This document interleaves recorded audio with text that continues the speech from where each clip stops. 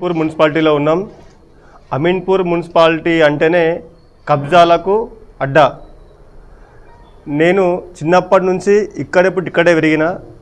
మరి ఇక్కడ ఉన్న అధికారులకు ఎన్నిసార్లు ఇల్లీగల్ కన్స్ట్రక్షన్స్ పైన కంప్లైంట్ ఇచ్చినా వాళ్ళు కంప్లైంట్ తీసుకుంటారు, దానిపైన రెస్పాన్స్ కాకుండా అట్లా దాన్ని పడేస్తూ ఉంటారు. ఇక ఎవరైనా గట్టిగా మాట్లాడితే వాళ్ళ మీద కక్షలు, వేధింపులు. హైడ్రా పేరిట డబ్బులు ఇచ్చితేనేమో డిమాలిష్ చేయరు, డబ్బులు లేకపోతేనేమో వచ్చి డిమాలిష్ చేస్తారు. మున్సిపల్ కమిషనర్ గారు అయితే ఆమె ఎప్పుడు పోయినా మున్సిపల్ ఆఫీస్లో ఉండనే ఉండదు. నేను కొన్ని వందల సార్లు పోయినా రైట్ టు ఇన్ఫర్మేషన్ యాక్ట్ కింద ఇన్ఫర్మేషన్ అడిగితే కూడా 10 సార్లు లెటర్ ఇచ్చినా కానీ ఎప్పుడు కనిపించేది ఏమంటే నేను కలెక్టర్ ఆఫీస్లో ఉన్నా, ఆడున్నా, ఈడున్నా అని మాట్లాడుతుంది. అక్కడ పట్టెలగూడలోకి వచ్చే మాటనేమో బిల్డర్లతోటి రేంజ్ డ్రైవర్ కార్లలో వస్తారు ఆమె దగ్గరికి. అమీన్పూర్ మున్సిపాలిటీ ఆమె ఇక్కడ ఉండాల్సింది పోయి అక్కడ పట్టెలగూడలో మంచి ఆఫీస్ ఉంటుంది కట్టారు ఆమె కోసము.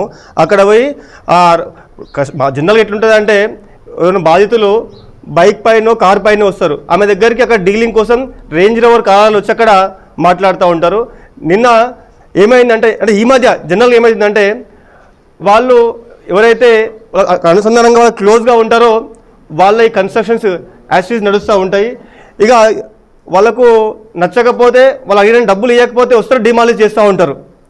ఇది యథేచ్ఛగా నడుస్తూ ఉంది. నేను చూస్తున్నప్పటి నుంచి ఈ అమీన్పూర్లో గుట్టలు, చెరువులు అనేకం కూడా ఇల్లీగల్గా ఆక్యుపై అయినాయి. ఎన్నిసార్లు కంప్లైంట్ ఇచ్చినా కూడా పట్టించుకోరు. పదవులో కాలం చెల్లుబాటు అయినా సరే ఇంకా మున్సిపల్ అధికారులు వాళ్ళ అనుసంధానంలో నడుస్తూ ఉన్నారు. మరి 1 year 1.5 year అయ్యింది పదవుల కాలం పోయి కూడా, అయినా కానీ వాళ్ళు ఎట్లయితే అట్లనే ఈ మున్సిపల్ కమిషనరు వాళ్ళు చెప్పినట్టే వాళ్ళు చెప్పినట్టే ఆమె నడుచుకుంటూ ఉన్నది. మరి ఇమీడియట్గా మున్సిపల్ కమిషనర్ మీద ఖచ్చితంగా యాక్షన్ తీసుకోవాలి. అదేవిధంగా కృష్ణపేట పరిధిలోని దుర్గానగర్ కాలనీలో కూడా సర్వే నెంబర్ 137, సర్వే నెంబర్ 138లో కూడా దాదాపు 1 year అయిపోయింది మున్సిపాలిటీ అయిపోయినాక కూడా గ్రామ పంచాయతీ పేరిట ప్లాట్ నెంబర్ 37లో అపార్ట్మెంట్ కడతా ఉన్నారు. వీళ్ళందరి పైన కూడా బిఎన్ఎస్ సెక్షన్ 285, 314, 315 కింద ఖచ్చితంగా కేసులు బుక్ చేస్తాం. దీనిపైన మేము కలెక్టర్ దాకా వెళ్తామని తెలియజేస్తూ